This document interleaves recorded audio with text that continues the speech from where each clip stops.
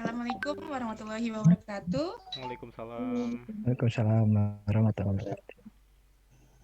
Baiklah, terima kasih kepada rekan-rekan yang telah bersedia hadir pada mata kuliah kita hari ini.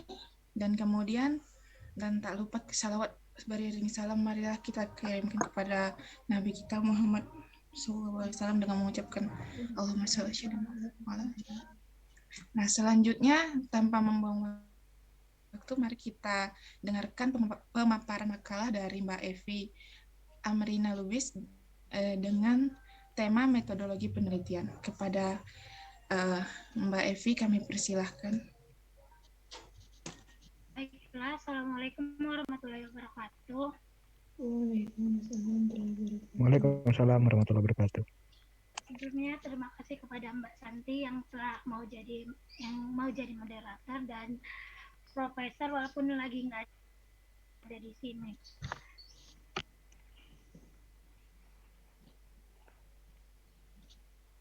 Baiklah, judul makalah saya ini adalah metodologi penelitian. Yang pertama saya bahas yaitu pengertian metodologi dan penelitian. Yang pertama yaitu pengertian metodologi. Jadi metodologi ini terbagi dua kata. Yang pertama itu metode dan logos yaitu ataupun ilmu. Jadi metode ini cara dan logos ini adalah ilmu. Dan penelitian. Penelitian ini adalah penelitian sebenarnya banyak pengertiannya, dari ahli juga banyak. Cuma di sini saya ambil dari penelitian secara umum, yaitu suatu cara untuk mendapatkan ilmu pengetahuan yang harus didasari oleh proses berpikir ilmiah yang dituangkan dalam metode ilmiah. Selanjutnya yaitu pengertian metodologi penelitian. Setelah tadi kita ketahui apa itu arti metodologi dan penelitian, jadi kita gabung secara umum. Metodologi penelitian adalah suatu cara ilmiah atau teknik yang digunakan untuk memperoleh data, analisis, pengumpulan, dan pengolahan mengenai suatu objek dari peneliti yang memiliki tujuan untuk memecahkan suatu permasalahan. Selanjutnya yaitu tujuan penelitian.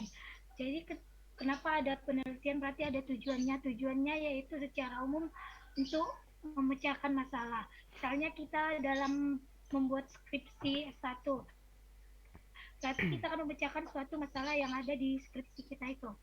Biasanya disebut dengan rumusan masalah ataupun kalau kuantitatif dia penelitian kuantitatif hipotesis. Selanjutnya yaitu jenis penelitian dari berbagai aspek. Ada 4, yaitu jenis penelitian menurut tujuan. Ada 4 dan 4 ini terbagi lagi. Yang pertama itu jenis penelitian menurut tujuan terbagi lagi, yaitu penelitian murni, penelitian terapan, penelitian eksploratif, penelitian developmental, dan penelitian verifikatif. Selanjutnya yaitu penelitian ex post facto, yaitu penelitian eksperimen, penelitian naturalistik, penelitian polisi riset, penelitian action riset, penelitian survei, penelitian evaluasi, dan penelitian sejarah. Selanjutnya jenis penelitian dari berbagai aspek. Yang ketiga itu ya tingkat eksplanasi. Tingkat eksplanasi ini dibagi menjadi 2, yaitu penelitian asosiatif dan penelitian deskriptif. Selanjutnya yaitu jenis penelitian dari berbagai aspek menurut jenis data. Jadi yang menurut jenis data ini ada 3, yaitu penelitian kuantitatif, penelitian kualitatif, dan gabungan. Ini penelitian yang biasa kita gunakan di dunia pendidikan seperti membuat skripsi, tesis, dan disertasi. Selanjutnya di sini saya akan menjelaskan mengenai perbandingan mengenai 3 jenis ini. Kenapa cuma di sini yang saya buat lebih detail perbandingannya? Karena ini yang sering kita gunakan di dalam dunia pendidikan. Pertama yaitu perbedaan penelitian kuantitatif, kualitatif, dan gabungan menurut teknik pengumpulan data. Jadi di dalam penelitian kuantitatif ada 4 teknik pengumpulan data, yaitu menggunakan Izin mbak, gak tampil mbak. Apa aku ngelik ya?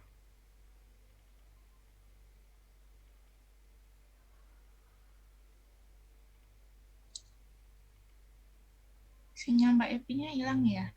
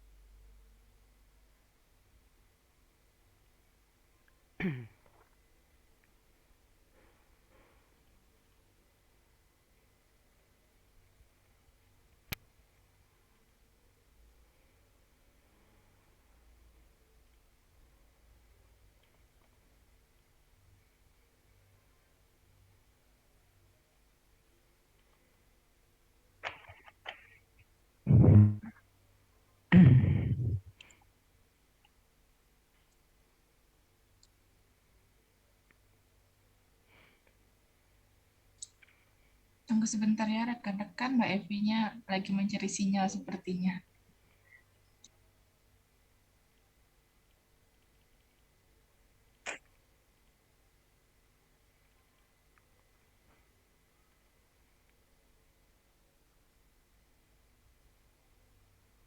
Halo, mohon maaf sebelumnya.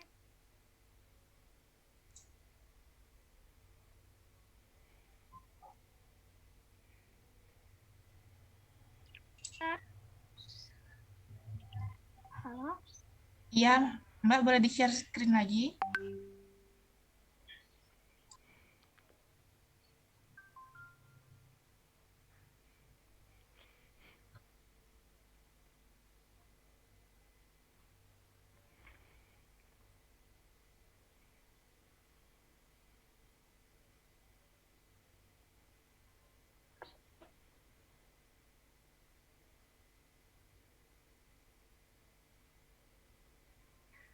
penelitian kuantitatif ada 5, yaitu angket, tesis, skala, kalkulator, dan menggunakan SPSS. Sedangkan kualitatif itu biasanya menggunakan instrumen penelitiannya menggunakan buku catatan, indikan penemuan fakta yang diperoleh di lapangan melalui analisis. Sedangkan gabungan yaitu multi method dan bervariasi sesuai dengan tujuan. Yang selanjutnya itu perbandingan menurut perbandingannya melalui data. Di penelitian kuantitatif, data tersebut hasil pengukuran berdasarkan variabel yang dioperasionalkan dengan menggunakan instrumen. Kalau di kualitatif, yaitu datanya berbentuk deskriptif, dokumen pribadi, catatan lapangan, ucapan responden, dan dokumen. Sedangkan penelitian gabungannya itu menggunakan keduanya antara kuantitatif dan kualitatif. Selanjutnya yaitu perbandingan menurut bentuk laporan akhir. Jadi kalau di kuantitatif laporannya menggunakan format statistik, korelasi, komparasi, perbedaan, dan sebagainya. Sedangkan kalau kualitatif, laporannya berbentuk dengan naratif dengan menggambarkan konseptual. Sedangkan kalau gabungan elektrik dan pragmatik. Arti elektrik dan pragmatik ini udah ada di makalah saya sebelumnya. Selanjutnya yaitu menurut tujuan. Di dalam kuantitatif menunjukkan hubungan antara variabel, menguji teori, mencari generalisasi yang mempunyai nilai predikat. Di dalam kualitatif memperoleh pemahaman tentang sesuatu, menggambarkan teori, menggambarkan realitas yang kompleks. Sedangkan di penelitian gabungan yaitu ganda antara kualitatif dan kuantitatif. Sekian presentasi dari saya. Assalamualaikum warahmatullahi wabarakatuh. Selanjutnya saya kembalikan kepada moderator. Baik, terima kasih kepada Mbak Evi yang sudah memaparkan makalahnya dengan baik. Selanjutnya kita buka sesi tanya jawab. Untuk sesi pertama kita buka 2 pertanyaan dulu. Kepada rekan-rekan yang ingin bertanya, saya persilahkan.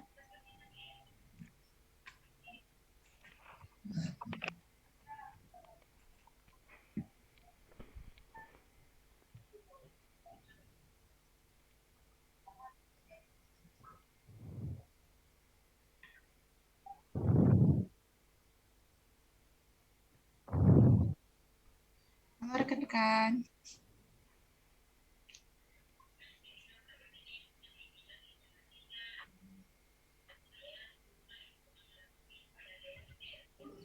Mas Silva udah berpikir itu.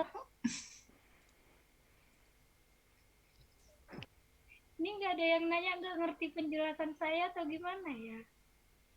Itu Mas Alvin itu tunjuk tangan itu, angkat tangan tadi. Enggak, Ya, Bang. Mas Alvin lah. Enggak. Langsung saja yang ingin bertanya langsung aja, nggak perlu hands. Mas Abi, Belum Pak, belum. Mbak Ida, Mbak Isma, Saya Mbak. ya Mas Silva, silahkan. Jadi dulu pernah waktu waktu sidang saya pernah diinterupsi oleh dosen mengenai teknik pengumpulan data dokumentasi. Jadi di situ dosen bertanya teknik pengumpulan dokumentasi itu apa katanya. Jadi saya sebenarnya masih kurang bingung mengenai itu. Saya katakan bahwa teknik pengumpulan data dokumentasi itu adalah dengan cara menganalisa dan menganalisa dokumen-dokumen, menganalisa lingkungan dan situasi dari tempat penelitian. Tapi dosen tidak setuju dengan itu, tetapi dosennya tidak juga memberikan keterangan yang benar gitu, yang dia hanya menyanggah, hanya menyuruh untuk menghapus teknik pengumpulan data dokumentasi itu. Sampai sekarang saya masih bertanya apa sebenarnya arti dari teknik pengumpulan data dokumentasi itu. Bisakah Mbak Evi lebih menjelaskan agar saya mendapatkan lebih mengenai informasi atau mengenai masukan mengenai apa sih teknik pengumpulan data dokumentasi itu. Terima kasih. Terima kasih Mas Silva. Selanjutnya, Mbak Nadia, Mbak Dia, Mas Syahrul, Kenapa, Mbak? Mbak Nadia mau nanya? Ya, kenapa? Ada pertanyaan?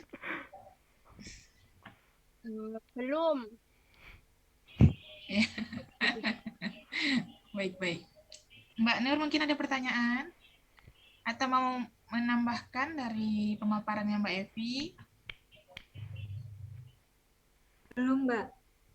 Oke. Mas Sunil biasanya ada pertanyaan nih, lagi nulis ya Mas? Biar Mas Abi dulu. Satu lagi pertanyaan Biasa sesi pertama. Sambil menunggu. Dengan Mas Abi itu pertanyaan Mas Abi itu perlu dibantah. Ya, saya nanti dulu aja Mas. Ya, aku pertanyaan yang 3 minggu yang lalu tuh Mas Alvin itu mana? Biar aku Alvin bantah. ada ya? Iya. Beda MK, Bang. Semangat kali. Jawab dulu itu. Ayo satu pertanyaan lagi sambil menunggu Mbak Evi-nya menjawab. Mempersiapkan jawaban.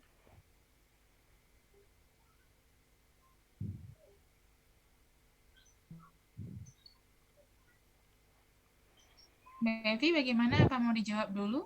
Atau nunggu satu lagi pertanyaan?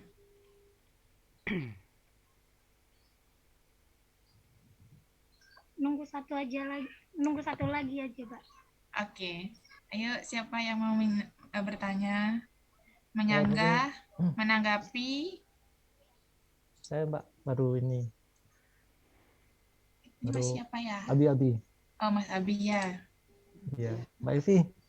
Kalau umpamanya sekarang kan masih pandemi, masih istilahnya kita agak terbatas ya untuk pergi-pergi kemana atau mungkin mencari data-data begitu. Nah, kira-kira kalau masa pandemi ini yang cocok yang mana ya, Mbak? Penelitian yang mana ya?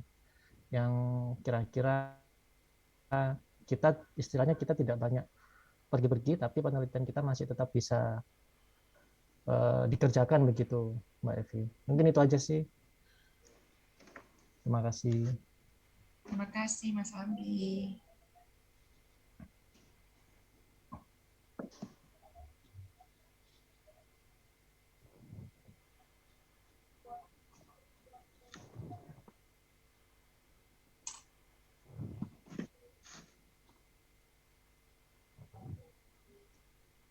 Bagaimana Mbak Epi? Sudah ada jawaban untuk pertanyaan pertama?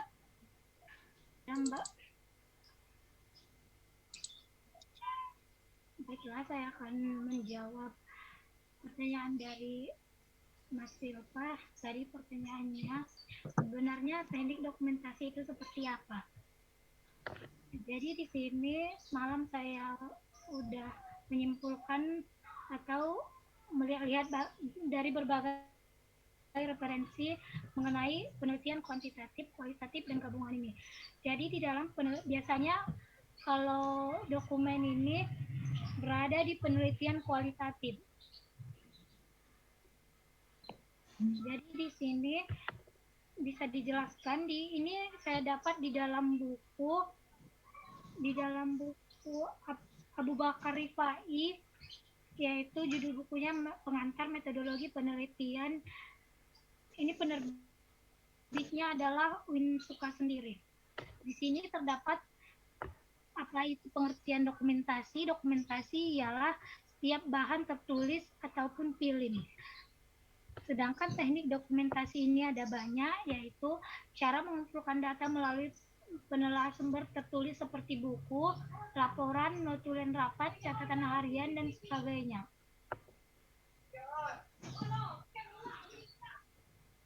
Itu aja sih menurut saya. Cuma di sini ada jenis-jenis dokumentasi. Jenis-jenisnya bisa dilihat, yaitu jenis dokumen pribadi terdiri dari buku harian. Kedua yaitu dokumen pribadi. Ketiga yaitu autobiografi, yaitu dokumen pribadi yang memuat perjalanan hidup seseorang sejak lahir sampai meninggal, baik pendidikan, keluarga, perjuangan, dan lain-lain. Itu aja sih. Bagaimana Mas Silva? Apakah Ya, jadi kalau menyertakan foto-foto di lampiran atau menyertakan dokumentasi itu sudah termasuk teknik pengumpulan dokumentasi ya? Sudah Mas, karena kan di sini katanya teknik dokumentasi, yaitu yang berupa buku, laporan, notulen rapat, catatan harian, dan sebagainya. Dan pokoknya dia yang berbaur dengan buku dan laporan, catatan harian. Kalau foto berarti termasuk juga menurut saya, karena itu kan termasuk dokumentasi juga, karena itu bukti kita telah melakukan penelitian. Terima kasih. Soalnya kemarin disanggah oleh dosen yang menguji, katanya foto-foto di lampiran itu bukan termasuk teknik pengumpulan dokumentasi. Makanya saya nanya tadi kan. Terima kasih Mbak Epi. Boleh nanggapi? Terima kasih Mas Silva. Baiklah Mas Unil ya, mau menanggapi silakan. Ya, menarik menanggapi. Terima kasih kepada moderator. Menanggapi pertanyaan Mas Silva, memang menarik memang. Kalau apa yang sudah kita teliti, kita buat sesuai panduan, habis itu dibantah oleh penguji. Tapi di sini saya sempat baca tadi itu tentang metodologi penelitian itu. Ringkasnya itu adalah langkah-langkah penelitian itu menetapkan sumber data, teknik pengumpulan data, analis data, teknik interpretasi, dan mengambilkan kesimpulan. Nah, di sana ada teknik pengumpulan data. Yang Mas Silvi nanya tadi masalah pengumpulan data dokumentasi. Yang saya tahu, yang saya tanggapi, kalau biasanya kita lakukan penelitian itu, kita pasti melakukan salah satunya dokumentasi. Dokumentasi itu banyak. Kalau kita turun ke lapangan, salah satunya memoto kegiatan kita pada hari itu, termasuk itu. Atau dokumen atau foto informasi yang tidak ada dokumentasinya, tapi kita fotoin, misalnya tentang sejarah lokasi, kan tidak ada profilnya, tapi ada di salah satu monumen misalnya gitu. Itu kita bisa fotokan untuk mendapat informasi itu menjadi bukti bahwa itu adalah eh, catatan yang perlu kita analisis nantinya untuk menarik satu kesimpulan itu. Jadi kalau ada dosen bilang ini foto-foto kok enggak bukan dokumentasi, barangkali fotonya tidak dicantumkan, maksudnya tidak dianalisis, tidak dibikin keterangan, bisa jadi itu tidak dianggap eh, data dalam penelitian itu. Tapi selagi kita bikin, misalnya ada foto itu pasti kita bikin keterangannya, maksudnya kita analisa lagi tadi, kita menjelaskan dari sebuah foto tadi itu menyampaikan informasi apa dalam tulisan apa karya kita itu. Itu kalau menurut menurut pandangan aku dari petikan metodologi itu masuk masuk dalam itu. Tapi kalau foto yang Mas lampirkan tadi tidak menerangkan informasi apa-apa atau tidak memberi penjelasan, penekanan penjelasan, mungkin itu yang dianggap oleh dosen tadi tidak bukan dokumentasi apa tadi data yang berupa dokumentasi foto tadi. Terima kasih. Baik, maksudnya berarti pendapat Mas ini sejalan dengan Mbak Evi atau menyanggah Mbak Evi? Ya, mempertegasnya aja, mempertegaskan Oke, aja bahwa berarti mendukung pernyataannya Mbak Evi ya. Baik, ya. terima kasih Mas Unyil. Selanjutnya Mbak Evi, pertanyaan keduanya bagaimana?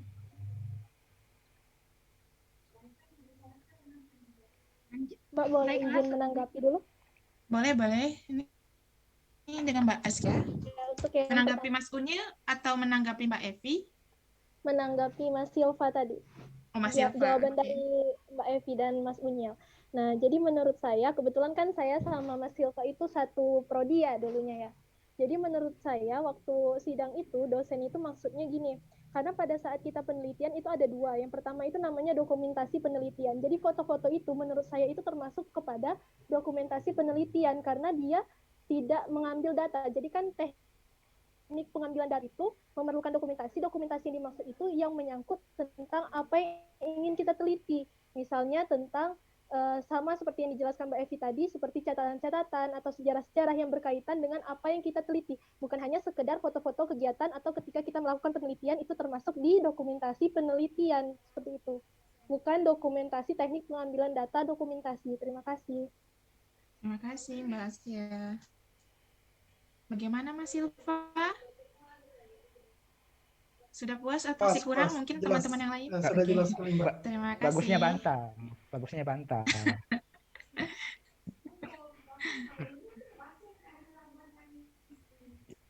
Yang Mas Abi dibantah nih. Yang Mas Abi dibantah. Bagaimana Mbak Evi? Mau menjawab lagi pertanyaan kedua dari Mas Abi? Tadi kan pertanyaan Mas Abi, di masa pandemi ini penelitian mana yang cocok? Jadi menurut saya semuanya itu penelitiannya itu cocok. Cuma ini aja teknik pengambilan datanya itu kita ubah. Misalkan dulu saya kan pas skripsi itu pas baru-baru masa pandemi. Bulan 3, kalau nggak salah bulan 3 atau bulan 4. Saya kan penelitiannya kuantitatif. Jadi kan itu menggunakan angket. Angketnya ini seharusnya disebarluaskan kepada mahasiswa-mahasiswa yang ada di jurusan ilmu perpustakaan. Karena lagi daring, jadi semuanya mahasiswa nggak ada di kampus, pada pulang kampung di kampung masing-masing. Jadi saya menggunakan Google Form. Jadi Google Form ini tinggal kita ngasih link, kita minta datanya ataupun nomor teleponnya dari kawan ataupun dari kakak kelas ataupun kajur sesuai dengan dulu saya meneliti cuma seangkatan saya. Jadi saya menghubungi satu-satu, enggak satu-satu sih, cuma sebagian ada 70 responden, jadi saya menghubunginya. Jadi saya tinggal ngasih linknya. Dalam link itu kan udah ada berisi semua angketnya. Menurut saya seperti itu sih, cuma bisa semua, cuma tekniknya itu aja kita permudah. Kalau mungkin kalau kualitatif wawancaranya, berarti kalau wawancaranya itu kita melalui media, tidak langsung lagi. Yang penting dia itu memang ada datanya, kita melakukan penelitian, tidak bohong gitu. Bagaimana Mas Abi? Ya, sudah puas. Gimana ini? Atau ada yang mau menyambung? Ada yang ingin menambahkan mungkin dari Aduh, kacau. penjelasannya. Kalau Oh, ini disuruh bantai loh sama suruh Mas bantah Alvin. ya. Oh, bantai. Nanti aku minta Mas Abi bantah ini. Izin moderator. Ya, dipersilakan. Kalau ditanya soal penelitian jenis apa sih yang cocok untuk dilakukan masa pandemi ini, tadi sempat baca juga beberapa buku terkait metodologi penelitian. Itu salah satunya buku Profesor Ma'ruf Abdullah itu. Kalau dilihat dari pertanyaan ini lebih cenderung kalau perspektifnya aku menjawab dilihat dari jenis penelitiannya dulu, Mas.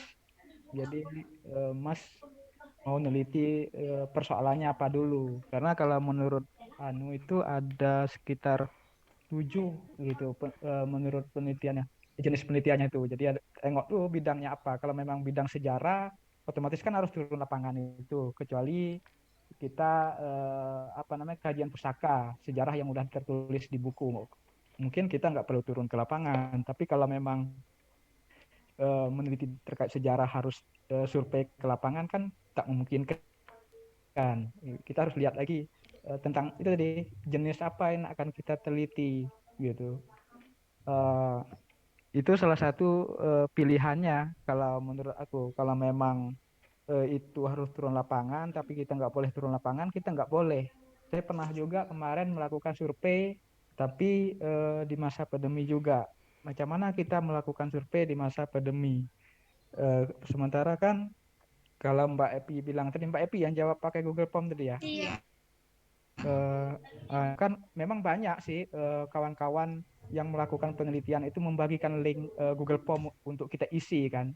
Tetapi memang tidak efektifnya dari jenis itu. Aku tengok orang isinya tidak asal-asalan aja. Misalnya kita dapat Google Form, tolong teman-teman isi ini untuk kebutuhan penelitian kita. Kita kan sampaikan sama yang itu yang bagikan Google Form itu kan kadang isinya nggak sesuai, nggak maksimal. Tapi yang cocok kajian pusaka sih Mas sebenarnya menurut aku. Kita dapat bukunya, kita hanya mengulas buku itu. Jadi kita nggak perlu kemana-mana. Itu salah satunya yang cocok itu kajian pusaka menurut aku Mas. Oke, kembali moderator. Terima kasih. Sedikit saya tambahkan juga kalau kajian pustaka ini tidak bisa untuk digunakan untuk seluruh jurusan ya Mas Unil ya, karena setahu saya kajian pustaka yang masih diakui sampai sekarang maksudnya itu rata-rata digunakan oleh anak sastra, anak bahasa ya, rata-rata seperti itu. Tapi kalau untuk pendidikan yang saya tahu kajian pustaka ini sudah berkurang karena lebih banyak dilakukannya eksperimen. Ya, Begitu kan Mas ya, Unil? makanya tadi dilihat dari jenis penelitiannya juga gitu. Kalau untuk perpustakaan sendiri, menurut Mas Unil jenis bagaimana yang cocok? Untuk Ya, jurusan perpustakaan. Kalau untuk perpustakaan, kalau penelitian perpustakaan ini kan, kalau saya lihat beberapa peneliti itu ada dia melakukan peneliti beberapa perpustakaan dijadikan satu persoalan. Ada juga satu perpustakaan aja. Di satu perpustakaan itu pun tidak semua jenis yang ada di perpustakaan itu diteliti. Cukup satu substansi gitu. Kalau memang satu substansi yang ada di perpustakaan itu bisa dilakukan dalam masa pandemi ini, menurut aku bisa dilakukan. Berarti termasuk kajian pustaka ya? Ya kalau jenis penelitiannya bukan? Ya kalau memang kajian pustaka kan kita berpedoman pada buku, kitab atau hadis-hadis yang akan kita teliti. Tapi kalau kita neliti tentang layanan, misal gitu ya, misal layanan perpustakaan itu sendiri gitu, kita kan cukup memperoleh data tentang layanan perpustakaan itu sendiri. Kita hanya berkutat pada datanya. Jadi kita kan Beda halnya kalau banyak perusahaan, kita harus pergi sana pergi sini kan. Tapi kalau satu perusahaan, apalagi hari ini masa canggih kayak gini kan, kita bisa kontak orang yang dibutuhkan di perusahaan, kita layangkan surat, nanti macam mana teknisnya, malah kalau memang perusahaannya nggak bisa layani terima kita datang kan, dia pasti kasih kemudahan. Jarang perusahaan tidak memberi akses kepada siapapun terkait informasi. Itu menurut aku bisa. Mungkin Baik, kawan-kawan Mas lain. Phil. Oke. Terima kasih. Selanjutnya kita buka pertanyaan sesi kedua, 2 pertanyaan lagi kepada yang belum bertanya. Saya persilakan. Izin, Mbak. Iya, Mbak Skia. Terima kasih kepada moderator yang telah memberikan kesempatan. Pemaparannya dari Mbak Evi sudah cukup bagus ya. Yang mau saya tanyakan itu, ini pengalaman. Penelitian itu kan ada yang kualitatif dan kuantitatif. Nah, kalau misalnya yang saya lihat di sekeliling saya, penelitian kuantitatif itu kan memerlukan yang namanya sampel. Nah, misalnya sampelnya itu ada 100 orang misalnya, atau sampelnya misalnya ambil kecilnya aja 30 orang. Nah, itu kebanyakan yang saya temui, apalagi di masa pandemi itu, orang-orang itu peneliti sendiri yang mengisi kuesioner tersebut. Kemudian penelitiannya diproses, jadilah karya ilmiah, kemudian karya ilmiah itu dipublikasi. Nah, itu kan termasuk ke tindakan fiktif ya datanya. Itu bagaimana dan apa solusinya? Terima kasih. Terima kasih, Mbak Skia. Pertanyaan kedua, silahkan. Izin Mbak Santi. Ya, Mbak Mei. Iya, mau nanya juga Mbak. Ya. Untuk Mbak Evi gini, kan kita kan ada pembuatan artikel ya, semuanya kan artikel. Nah, itu tuh kalau dari jenis penelitian yang Mbak baca, yang bisa kita pakai atau pakal untuk penelitian artikel kita itu yang mana ya? Terima kasih Mbak. Terima kasih Mbak Miza.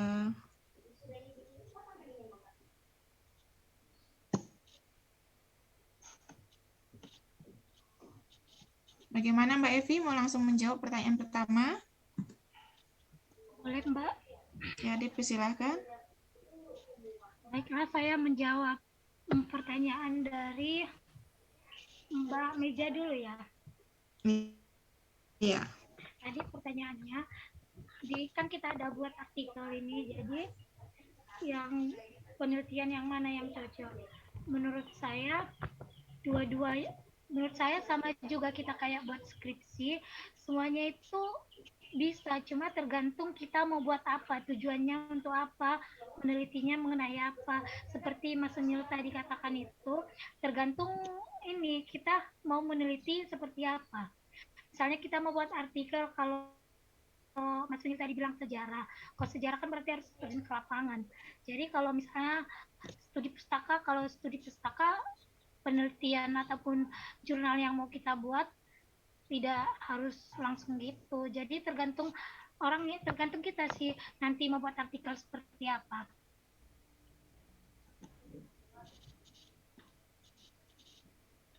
Kalau menurut Mbak Meza bagaimana jawabannya? Izin menanggapi juga ya Mbak. Ya. Studi pustaka ya. Berarti library research itu termasuk juga nggak sih? Boleh nggak kalau kita buat, misal kita, gimana ya?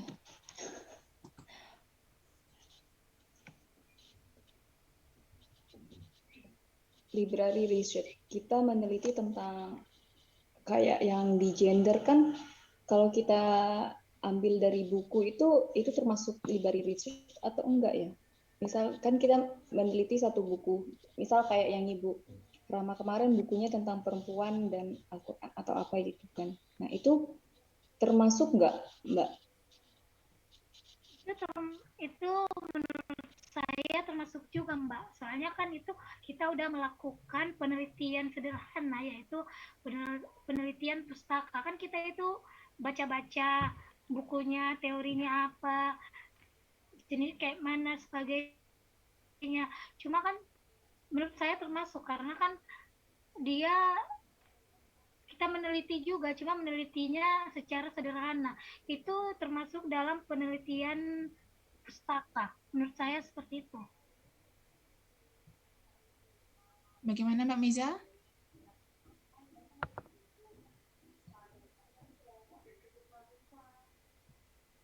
Mbak Mei sudah puas dengan jawabannya dari Mbak Evi? Mungkin Mas Abi atau Mas Unyil mau ditambahkan? Boleh banget. Butuh banget inspirasi ini. Ini yang apa ya, Mas Alpin itu yang jawab itu. Mana Mas Alpin? Kalau ini izin moderator. Jadi ini Ya, Mas pandangan ya. Itu terkait artikel tadi. Memang sih kalau kemarin Mbak Meza ikut tak ya waktu kepala perpus UIN kasih materi terkait penulisan karya ilmiah? Ikut? Enggak. Ikut. Kan udah dengar itu, Mbak Meza maksudnya ikut beliau. Jadi kalau kita dengar dari situ kan kita sudah itu tadi tip-tip untuk nulis itu tadi kan.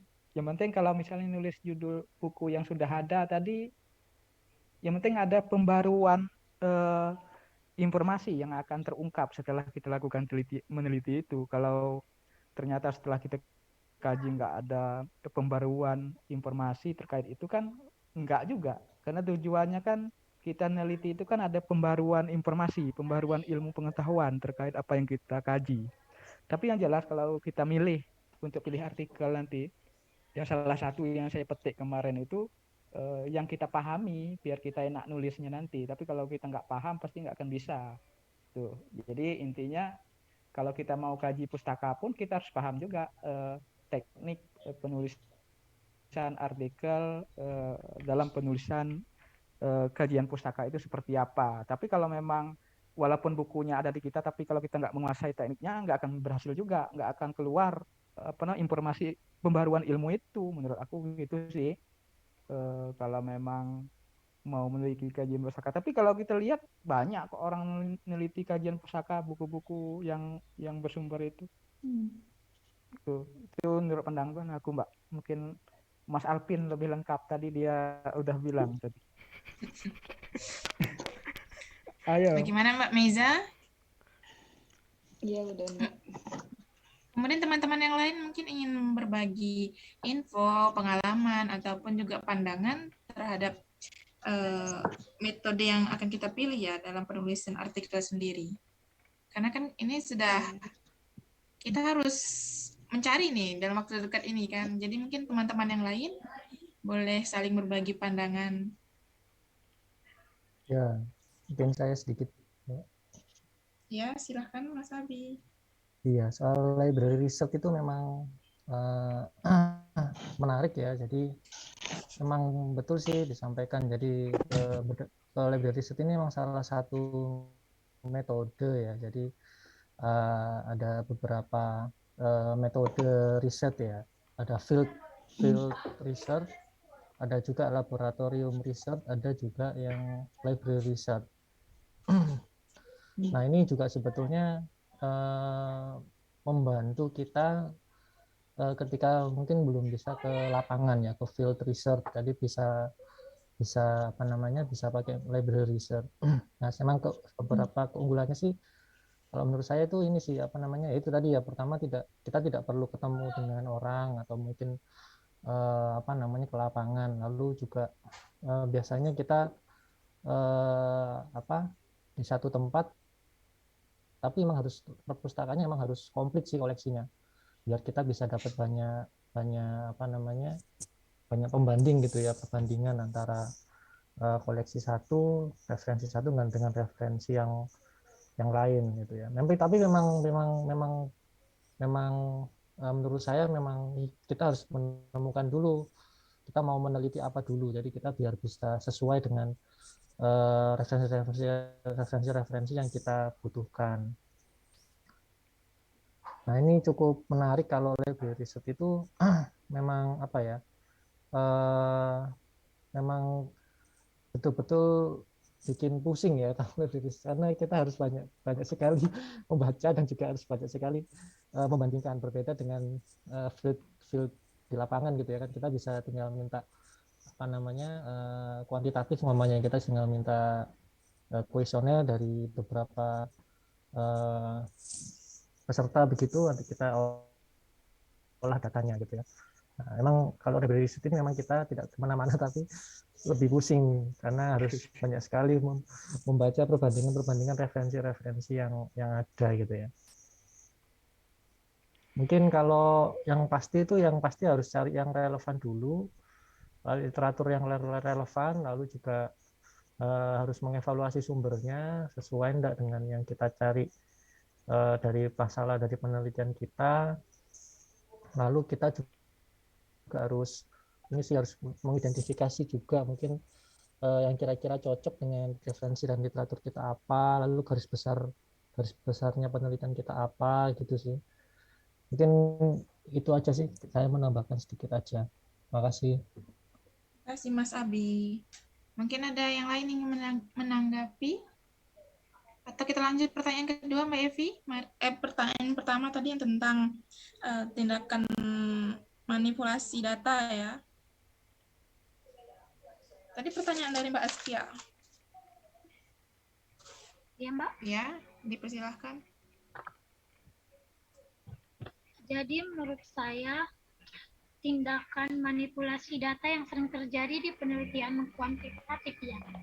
Biasanya kuantitatif itu, kalau kualitatif biasanya jarang karena kan kalau nggak mudah kalau penelitian kuantitatif menggunakan sampel dan sering banyak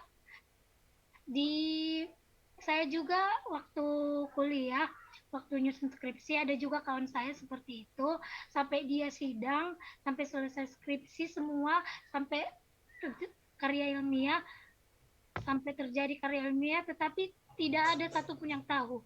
Itu menurut saya kayak mana ya, nanti ilmunya nggak berkah, karena kan dia menyusun skripsi itu dengan cara curang.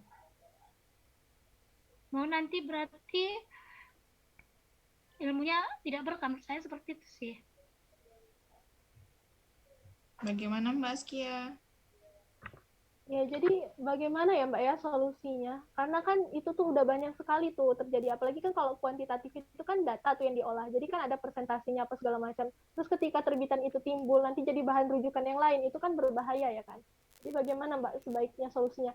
Dan dosen-dosen itu juga sepertinya tidak ada ngecek-ngecek yang kayak kuesioner tuh apa segala macamnya, nggak ada dicek. Terima kasih. Boleh nanggapi? Jadi menurut saya sebentar ya. Silakan Mbak Evi. Jadi menurut saya kalau solusinya ada di diri sendiri mahasiswa itu sih. Dia itu maunya kayak mana? Dia menyusun skripsi itu dengan secara benar atau secara tidak. Kan banyak juga itu mahasiswa-mahasiswa yang membuatkan skripsi itu. Kalau ada yang sebagian kenapa dia membuat sampel itu, kenapa dia mengisi sendiri sampelnya, karena beberapa faktor, diantaranya susah dapat responden. Kadang kan penelitiannya misalnya ini mahasiswa kan kayak saya semalam, ada beberapa mahasiswa itu udah dihubungi di sisi ini tapi dia tidak ngisi. Jadi cara cepatnya dia mengisi sendiri, karena kalau ditunggu seseorang mengisi penelitian kita tidak bakal selesai kuliahnya. Seperti itu sih menurut saya. Bagaimana Mbak Askia? Mungkin saya tambahkan sedikit ya dari penjelasannya Mbak Evi ini tadi. Kembali kepada diri masing-masing. Itu berarti kan hubungan antara dia kepada Tuhannya. Karena kan seperti diketahui juga pembimbing pasti tidak akan mengecek sampai ke kuesioner. Pasti hanya mungkin kesalahan data atau sebagainya. Jadi ya memang kalau ada yang merujuk dari hasil penelitian dia itu bisa jadi itu kesalahan atau dilimpahkan dosanya ke yang membuat manipulasi itu. Jadi kita yang tidak tahu realnya, ya kita hanya bisa pasrah kan, karena kita tidak tahu, pasti kita tidak akan tahu apakah itu benar atau tidak, terkecuali penulis sendiri yang mengatakan bahwa itu salah. Bagaimana Mbak Askia? Atau teman-teman lain yang punya pengalaman memanipulasi atau mengetahui teman-temannya memanipulasi? Mungkin adakah tindakan dari Saya universitas? saya Mbak. Ya, silakan Mas Silva. Jadi di sini saya membaca ya di internet ya. Itu merupakan tindakan fabrikasi namanya. Tindakan yang apa? mengarang atau disebut data fiktif yang mengolah dari data yang sebelumnya 50 menjadi apa namanya? Dikarang 20 saja atau hanya berdasarkan perspektif dirinya sendiri. Nah, di sini ada solusi ya, namanya logbook.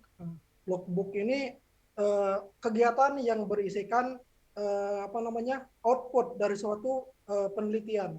Misalnya bukti foto atau dokumen. Mungkin pada saat pengisian kuesioner ya bisa dilakukan apa semacam screenshot, tapi bisa juga di itu. Tapi mungkin logbook ini mungkin bisa menjadi salah satu solusi menurut saya dengan menyertakan foto atau dokumen dari suatu penelitian itu. Terima kasih. Mas Silva, ini sumber internetnya mungkin boleh dicantumkan. Dari Agung Budi Santoso, Etika Penelitian, judul artikel. Etika. Baik, terima kasih Mas Silva. Iya, izin. Baik, moderator. Ya, Mas Unyil. Ya, sebenarnya sependapat sama Mas Silva tadi. Kalau memang fiktif itu salah satu yang bisa untuk menjamin dia itu ya dokumentasi pada saat pengambilan data. Kan ada data, kan ada foto. Misal kalau memang foto itu diragukan, divideokan gitu. Jadi dosen pun harus jeli terhadap data yang berkaitan dengan kuesioner, karena memang kuesioner itu rentan diisi oleh sendiri. Kemudian wawancara, kan ada juga pengambilan data dengan wawancara. Wawancara pun kadang-kadang bisa juga sendiri ngomong satu mulut terbuka, ngomong kedua pakai tutup mulut, kan suaranya beda kan itu. Tapi nggak mungkin lah wawancara itu senyap aja kan, berdua senyap aja, bunyi ayam pun tak ada, itu udah dicurigakan. Jadi perlu ada dokumentasi yang paling kuat itu bentuk video, karena saya pernah melakukan penelitian itu pengujinya waktu sidang proposal itu nggak percaya kalau saya tuh mampu meneliti guru gitu. Terus dia bilang guru itu nggak akan mau diteliti gitu. Tapi untuk meyakinkan pada sidang skripsinya itu saya selain foto saya rekam, ada videonya, baik rekam suara ataupun video gambarnya langsung. Jadi itu tidak bisa dibantah karena memang real adanya. Tapi kalau hanya ngisi doang ya bisa ngisi, kalau suara aja bisa, kalau ngerekam aja tanpa video, misalnya suara satu nggak pakai tutup mulut, jawabnya tutup mulut, itu udah beda loh bunyinya, jadi ketahuan. Nah itu jadi menghindari data fiktif, dokumentasi tadi sangat dibutuhkan. Tapi kalau saya balikkan lagi, kalau misalnya yang masa pandemi gitu, pakai kuesioner masa pandemi kan nggak mungkin kita foto, video, Google Form gitu. Itu kan bisa juga ngisi sendiri, bikin email banyak-banyak kan, email banyak-banyak, isi kan bisa juga. Nah itu memang kecerdasan orang itu kan beda-beda, kecerdasan orang untuk dapat data terkait fiktif data tadi. Tapi setidaknya yang tadi itu sangat menentukan juga dokumentasi kalau yang langsung tadi gitu. Baik, terima kasih Mas Unil. Bagaimana Mbak Askia? Sudah puas belum? Mas Abi yang ngomong tuh. Mas Abi mau nambahin. Oh, Mas Abi mau nambahkan lagi? Ya, mau dibantah dong, Mas Alvin. Mas Alvin. Ayo Mas Abi bantah Mas Unil, Mas. Di sini kan intinya bukan bantah membantah, tapi kita mendapatkan solusi bersama seperti itu.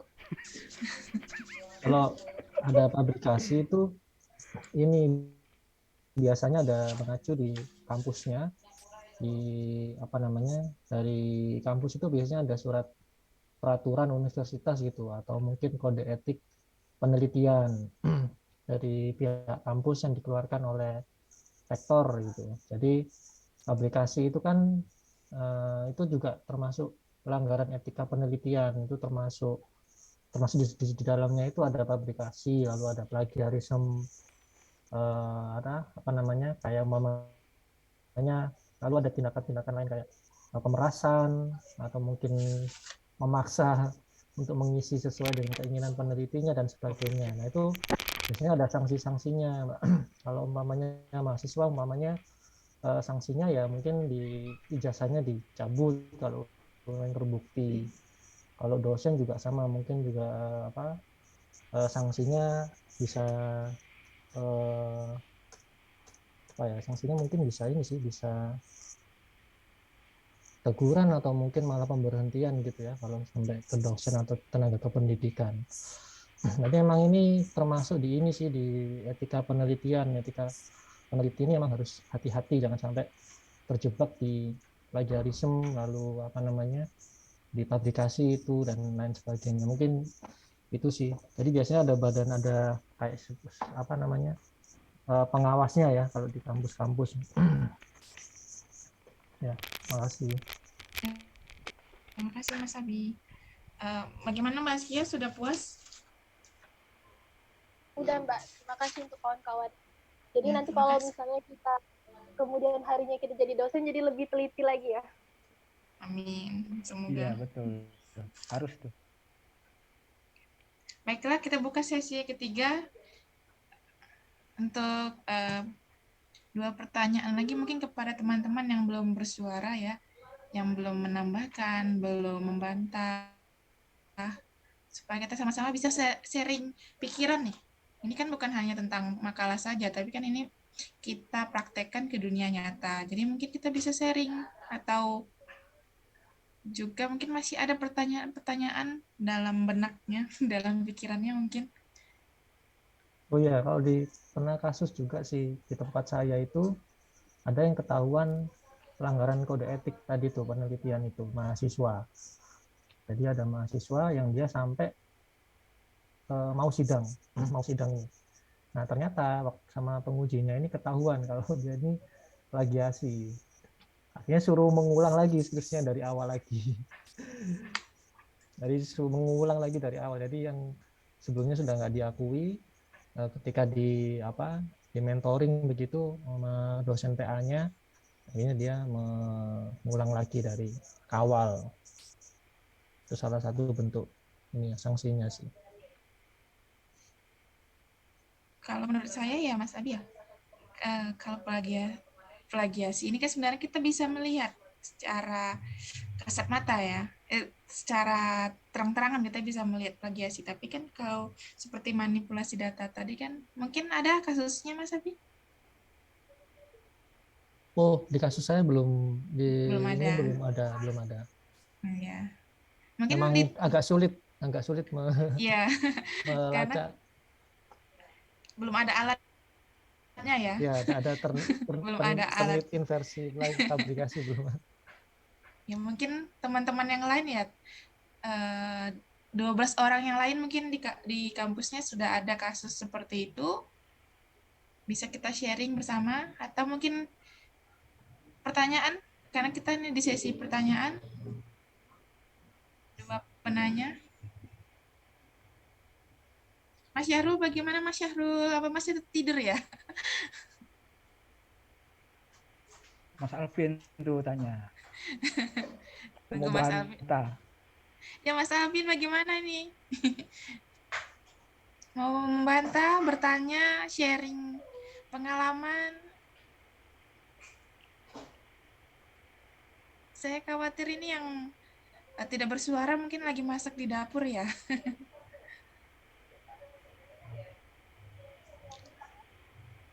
Saya Kak. Ya, Mbak Isma ya. Jadi pertanyaan saya itu apa yang dimaksud dengan triangulasi dan bagaimana cara melakukannya? Triangulasi? Iya, triangulasi. Dan cara? Dan bagaimana cara melakukannya? Baik, terima kasih. Nggih. Satu lagi pertanyaan terakhir. Kita hanya buka 3 sesi saja. Saya, Pak. Ya, Siapa? silakan Mas Alvin. Ya, apa Bagus. bedanya Oh, penelitian pamungkas ya. kualitatif dan penelitian kuantitatif, Mbak? Udah. Bedanya ya? Ya. Ya, terima kasih. Bagaimana Mbak Evi? Mungkin bisa dijawab dulu pertanyaan dari Mas Alvin?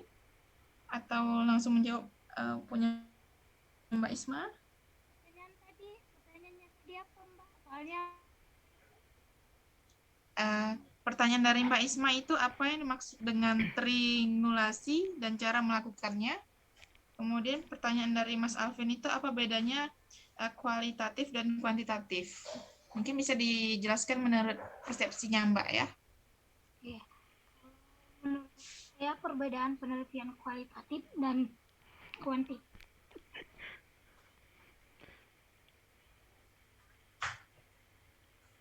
Gak ada Mbak suara, Evi, Mbak. suaranya? Suaranya Mbak. Ini penelitian Gak denger, Mbak. yang deskriptif ataupun narasi. Mbak, ulang, Mbak. Udah Mbak, udah ngelek, Mbak. Gak denger, Mbak. Udah selesai, yo. Putus-putus Jawabannya udah Mbak, selesai. mungkin boleh diulang. Ya itulah jawabannya.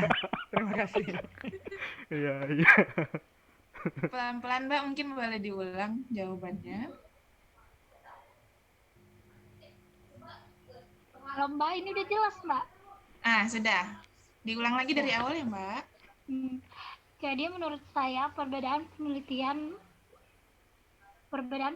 kuantitatif dan kualitatif itu adalah kalau penelitian kuantitatif yaitu penelitian yang menggunakan data ataupun angka-angka dan biasanya menggunakan alat seperti SPSS, Microsoft Excel untuk mengolah data tersebut. Sedangkan penelitian kualitatif yaitu penelitian yang deskriptif ataupun narasi, yaitu yang biasanya penelitian ini menggunakan dokumentasi, foto, dan dimana kalau penelitian kualitatif ini penelitian yang teorinya itu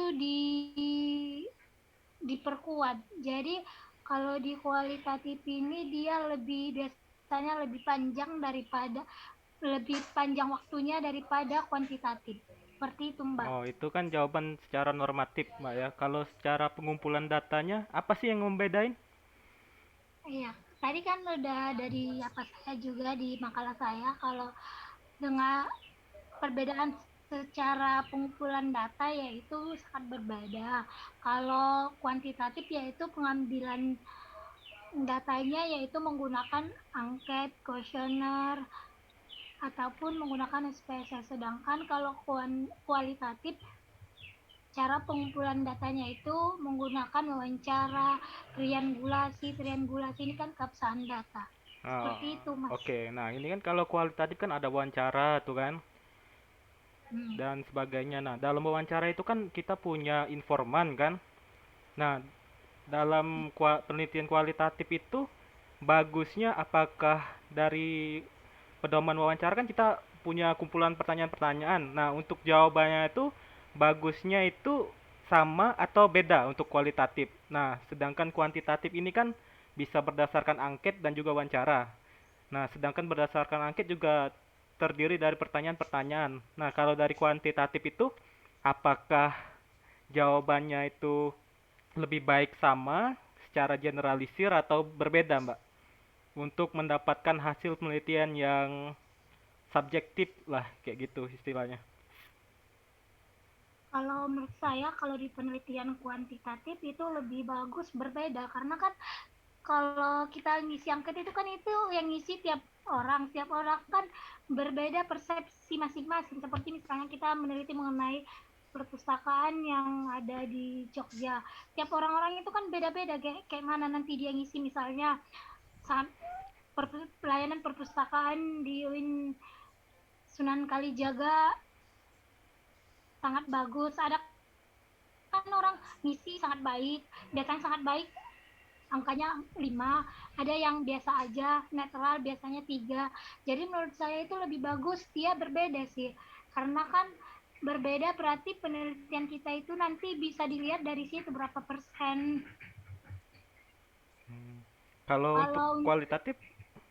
Kalau untuk kualitatif menurut saya ini kan sama, karena kan di kualitatif dia biasanya nggak menggunakan angka, jadi dia menggunakan deskripsi. Biasanya kalau informan itu jawabannya itu aja, cuma beda kata-katanya aja, tapi intinya tetap sama. Saya agak kurang setuju ya Mbak ya. Gimana ya Mbak ya? Oh iya. Menurut kalau yang lebih saya pernah pelajari itu untuk kualitatif itu sebenarnya lebih beda lebih baik kalau dari informan perolehan jawabannya. Sedangkan untuk kuantitatif itu malah yang saya tahu lebih baik, lebih jawaban hasil yang sama itu lebih baik karena untuk penelitian kuantitatif itu untuk mengeneralisir kayak gitu apa yang kita dapat gitu. Itu gimana ya Mbak? Kalau kita penelitian kuantitatif terus punya sampel 100 terus jawabannya beda-beda, gimana tuh?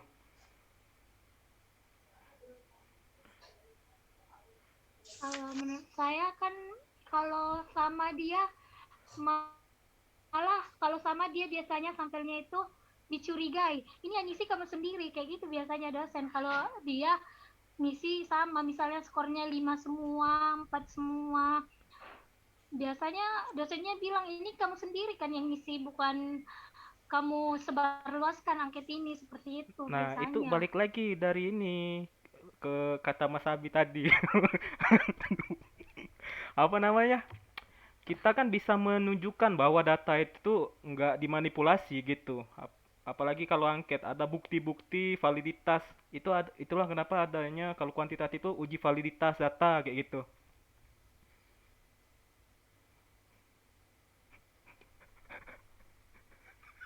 Memang dibantah betul, woy.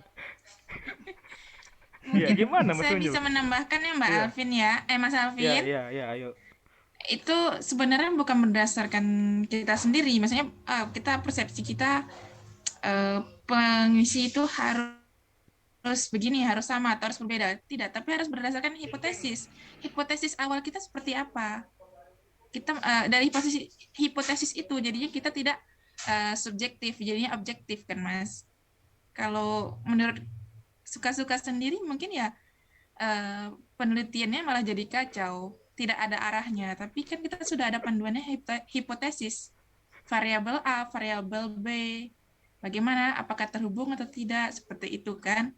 Itu kan manfaatnya dari kuesioner sendiri. Bukan begitu Mas Alvin? Nggak tahu Mbak, gimana ya?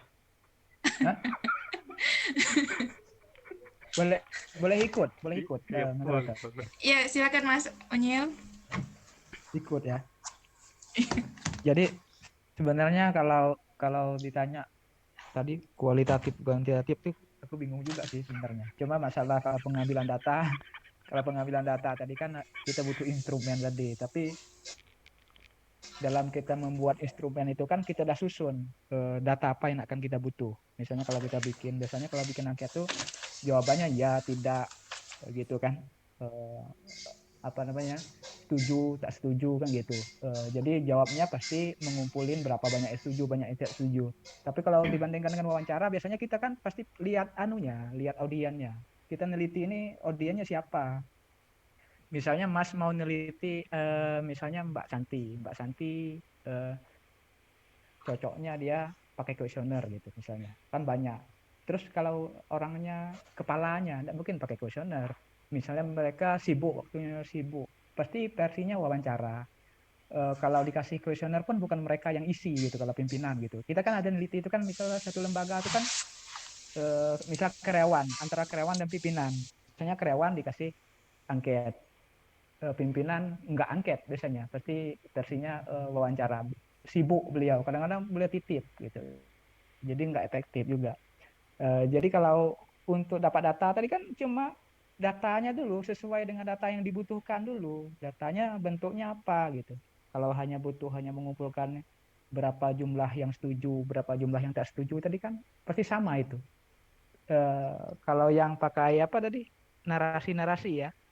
Kalau wawancara narasi itu biasanya kita menulis sama dengan yang dia jawab. Misalnya dia jawab pakai bahasa gabung dengan bahasanya, biasanya nggak normal itu bahasanya, bukan bahasa Indonesia baik yang benar. Jarang kalau misalnya ketahuan loh, itu manipulasinya ketahuan kalau versi wawancara tapi hasil wawancaranya itu bahasa Indonesia baik dan benar. Biasanya kita menulis apa adanya kemudian baru kita simpulkan. Ketahuannya di situ kalau kita wawancara itu. Itu menurut pandangan aku sih terkait pengambilan data yang kayak tadi itu. Oke, kembali Kesimpulannya Mas Unyil? Kesimpulannya Mas Unyil, apakah kualitatif itu berarti datanya harus sama semua? Apakah harus berbeda? Kemudian kuantitatif itu harus sama atau berbeda? Kualitatif Kesimpulannya untuk menghasilkan outputnya yang baik itu loh Mas, maksud saya untuk mendapatkan datanya kan. Soalnya setahu saya yang pernah saya pelajari untuk kualitatif itu dalam wawancara semakin beda jawabannya daripada informan-informan lain, maka hasilnya juga ada argumentasi gitu loh. Itu kan kalau yang narasi ya, wawancara narasi kan ada juga wawancara cuma jawab ya tidak gitu kan. Tapi kalau narasi iya pasti berbeda. Kalau bentuknya narasi itu pasti beda. Itu aku bilang tadi.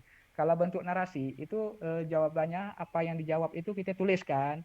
Misalnya P itu kita biasanya kasih simbol ya. Siapa penanya? Penanya. Pertanyaannya ini. Jawabannya misalnya siapa tadi? Itu kita tulis apa yang dijawab satu. Nanti kalau kita wawancaranya beberapa orang terkait pertanyaan kita tadi kan kita tulis semua itu. Nanti bagian bawah baru kita simpulkan terkait inti dari pertanyaan kita itu. Pasti ketemu itu. Jawaban mereka itu pasti ada poin inti yang kita tanya. Itulah yang kita disimpulkan. Nah, itu kalau versinya wawancara, bukan artinya versi narasi itu jawabnya harus sama, kecuali wawancaranya jawab ya, setuju, tak setuju itu pasti sama. Nggak mungkin dia jawab setuju, ini benar gitu, enggak. Gitu. Kita kan sudah bilang itu ada panduan di draft itu kan Pak. Nanti saya mau wawancara Bapak nih. Bapak cukup jawab setuju dan tak setuju aja. Kalau setuju, bilang setuju, bilang kalau iya, tidak, ya tidak kan gitu biasanya. Kan ada anunya dulu, pengantar ya kan. Tak mungkin ada kita di belangko setuju dan tak setuju dibilang tak benar gitu. Tak. Nah, itu kesimpulannya ya sesuai dengan tujuan yang data yang akan kita peroleh. Oke, siap. Terima kasih. Baik, Mas Unyil. Terima kasih. Baik, Mbak Evi, bagaimana menjawab pertanyaannya dari Mbak Isma tentang apa yang dimaksud dengan triangulasi dan cara melakukannya? Ya Mbak, baiklah saya akan menjawab pertanyaan dari Mbak Ismayanti. Mengenai triangulasi. Aku pakai triangulasi. Triangulasi ini adalah suatu teknik pemeriksaan keabsahan data dengan membandingkan hasil wawancara terhadap objek penelitian. Jadi menurut saya triangulasi ini yaitu kita memeriksa kembali kayak bagaimana penelitian kita itu, bagaimana wawancara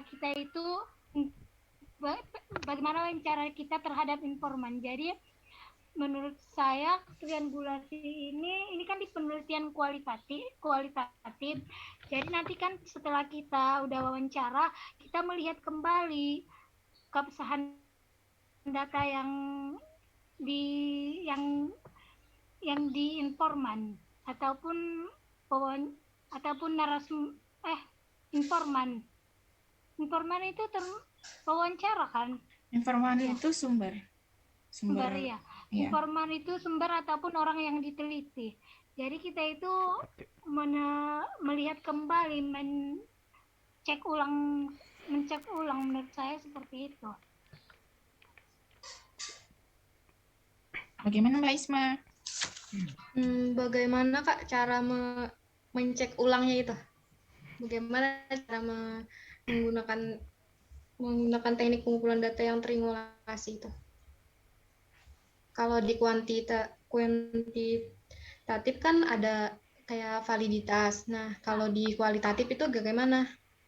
Kalau Kalau di kualitatif menurut saya triangulasi ini seperti misalnya kan kita udah menulis hasil wawancara kita. Misalnya kita tadi kan ngerekam hasil wawancara kita terhadap informan tersebut. Jadi kita mendengarkan kembali isi wawancara tersebut. Berbeda dengan apakah sama ataupun berbeda dengan yang kita tulis. Tidak, kalau di kualitatif tidak ada kayak, kalau di kuantitatif kan ada ininya di validasi.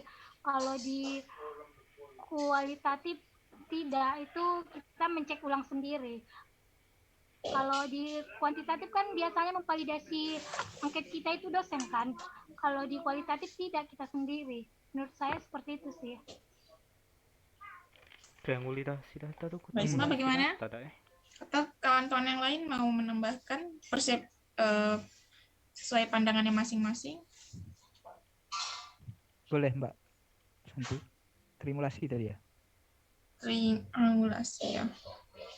Boleh nambah ya Mbak. Ini terkait kalau pandangan aku untuk mendapat data. Jadi gini, itu tadi aku bilang kalau kita mau ngambil data itu kan kita lihat dulu siapa audiennya. Misalnya kan biasanya kalau basisnya data pengecekan ulang itu basisnya yang jadi narasumber kita, yang jadi target kita itu adalah unsur-unsur pimpinan, orang-orang tertinggi, orang-orang sibuk, super sibuk. Sebelum kita mewawancara mereka, misalnya pusat kepala statistik gitu. Itu biasanya sebelum kita pergi ke sana itu kan kita harus menggali dulu datanya. Semua data terkait yang data kita butuh itu kita udah dapat sebenarnya. Kita udah cari dari berbagai sumber, nah internet kayak, nah ambil dokumen manapun. Tapi untuk mencocokkan apa data ini kita perlu wawancara dengan pimpinannya itu, mencocokkan data dengan apa yang akan disampaikan nanti, sehingga ketika kita wawancara itu bisa jadi seperti macam timbul dialog gitu untuk menyimpulkan data. Misalnya dia bilang gini, kita bisa bilang, tapi data yang saya peroleh dari sumber ini menyatakan. Itu misalnya statistik. Juga misalnya polisi, Kapolres, misalnya kita mau teliti. Kita nggak mungkin hanya bawa kuesioner yang hanya belak-belak kayak kita memperoleh data di sekolah, di kalangan mahasiswa. Tak bisa. Kita harus cari dulu data misalnya kerusuhan. Jadi kita harus cari lalu penelitian kita misalnya 5 tahun ke belakang gitu. Jadi dari 5 tahun ke belakang itu kita udah dapat data kasus di Jogja gitu, kasus tentang kriminal. Kita udah dapat nih semua data. Baru kita datangin dia, jumpain dia, wawancarakan dia. Jadi kita bisa mencocokkan data yang kita peroleh dengan informasi yang dia berikan gitu. Itu menurut pandangan aku sih. Oke, makasih Mbak. Terima kasih Mas Unyil. Pertanyaan boleh? Ini siapa ya? Ida.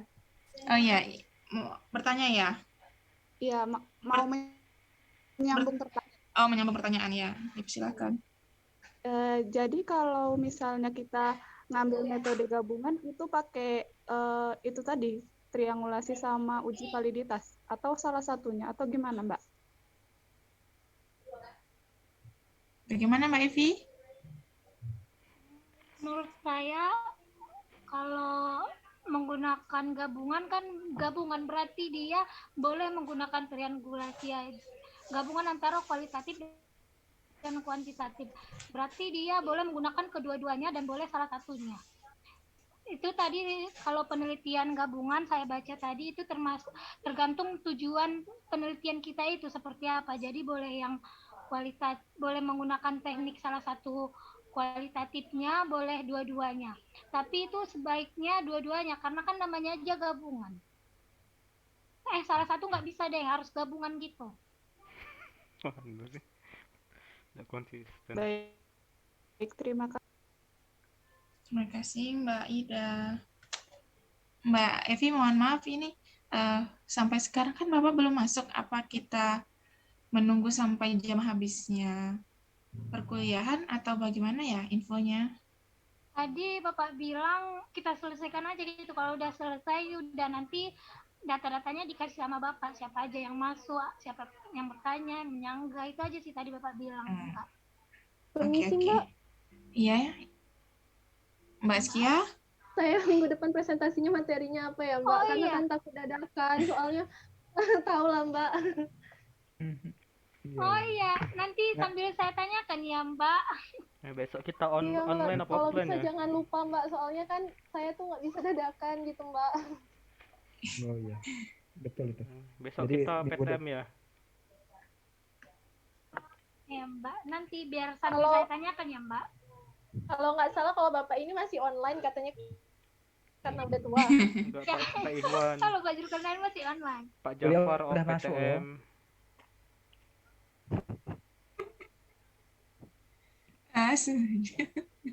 Pak Iwan Enggak, PTM belum kan. masuk. Oh, ini belum ada ininya ya, pembagian materinya ya? Belum Iya, ada, itu Mas. lah, Mas. Oh, Takut saya kalau dadakan minggu depan, takut saya nggak siap. Pembagian materinya surprise kata bapaknya kemarin. Iya.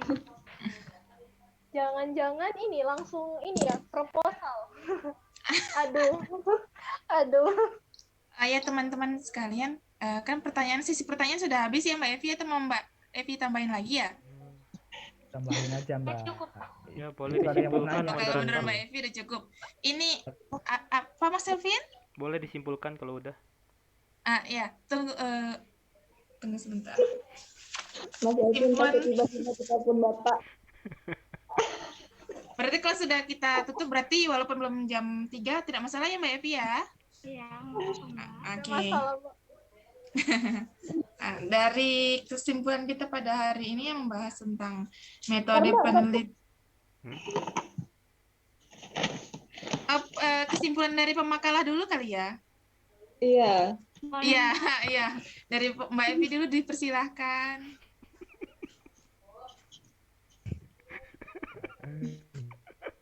Makasih kepada Mbak Santi. Jadi kesimpulan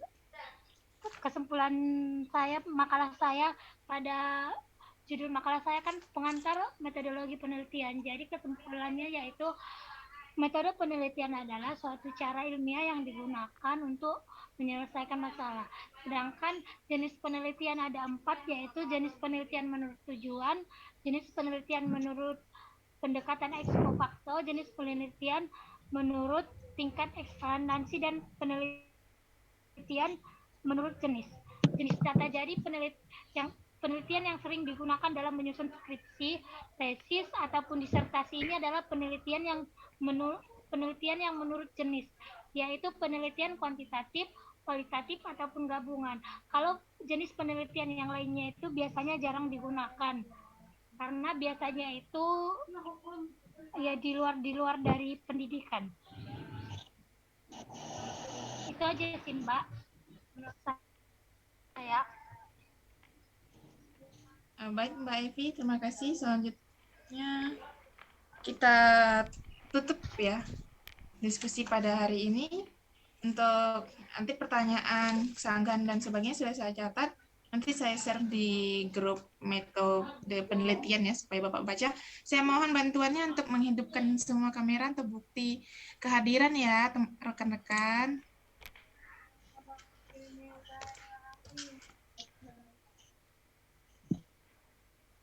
Mbak Isma, Mbak Dia, Mas Syahrul, Mbak Nadia, Mbak Nur. Kurang satu lagi ya, Mbak Nadia. Mbak Nat. Mbak Nat ini kemana? Lagi lari ngambil jilbab kah?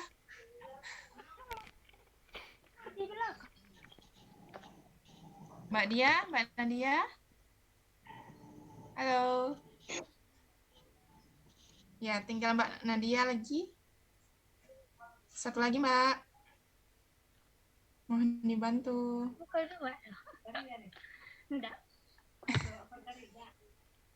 Oke. 1, 2, 3. Oke. Mbak Nadia baru masuk. Mas Silpa gayanya apa? Bentar, Mbak, nggak pakai jilbab aku. Iya. Itu kuping. Cari jilbab dulu.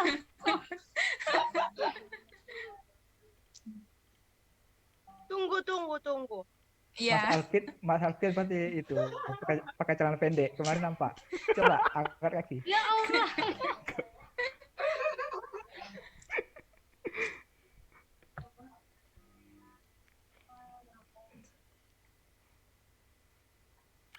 Bentar ya Mbak, Mas. Iya. Nggak perlu make up, Mbak. Kenapa? Ayo kita foto bersama dulu untuk bukti ke Bapak ya kalau kita sudah masuk. Oke, 1, 2, 3. 1, 2, 3. 1, 2, 3. Oke. Belum. Bapak ngechat grup katanya gimana? Kenapa? Lancar. Bapak bilang di sana masih mati lampu, terus dia nanya lancarkah presentasinya? Udah, Lancar. 14 pertanyaan tadi. Banyak perdebatan. 14 pertanyaan dia jawab ngawur semua. Tapi seru. Jadi besok siapa yang presentasi? Pertanyaannya bagi kirim sekarang. Iya, Mas. Aduh, jangan ya, disuruh. Ternyata yang susah itu pertanyaannya itu ini Mas Alvin ya. Oh iya. Dibantah-bantah. Besok moderator. Mbak Evi merdeka ya. Udah selesai. Jadi teman-teman sudah di Jogja semua kah? Atau masih ada? Saya Mbak Evi belum. Iya, sore berangkat ke Jogja. Tunggu Mas kedatangannya. Kesimpulannya besok PTM atau apa ya? PTM.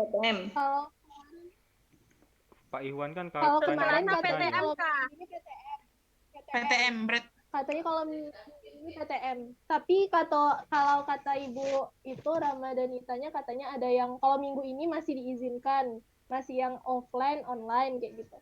Tapi kalau untuk minggu depannya lagi PTM semua katanya. Berarti besok kita ke kampus. Jadi kalau PTM itu kan nggak bisa buka Google ya. Jadi harusnya kebanyakan diem besok Mas. Jadi pertanyaan dan jawabannya itu udah dibuat dulu. Nanti tinggal nyampe kampus tinggal nanya, tinggal jawab gitu. Udah dicatat. Kalau PTM nanti Mas Unyil banyak ini bawa buku segini. Besok siapa yang presentasi besok? Saya Mas. Oh, Mas Kia ya. Pas lah. Bagusnya dibagi sekarang makalahnya biar ada pertanyaan. Belum. Kalau saya sih sarannya Mas, kalau buat pertanyaan sekalian jawabannya. Jadi jawabannya kirim di WA. Betul. Nanti kita kirim jawabannya. Ya udah ada jawabannya sekali. Jadi nanti tinggal jawab aja. Iya.